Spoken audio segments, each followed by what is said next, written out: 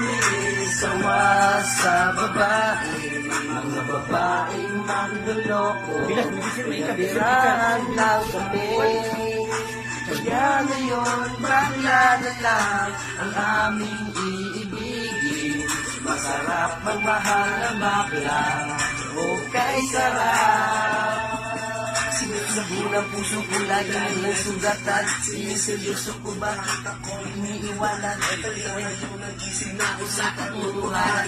Nalulukuhin lang ang mga kababaihan. Kaya ngayon napagpasyahan ang aking ibigin. Bakit lang mga ang sa kanya? Oo nga, aking isang babae. Dahil ang puso ko ay kahilan sinabutan. Para akong isang yung ang kahilan niya magpapa. Pagkatapos magsawaan kahilan tatay ko lang.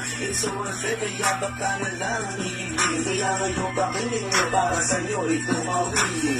Mga taong balang kami sama sa babae. Mga babaeng nalulungkot, pinagpirahan lang kami.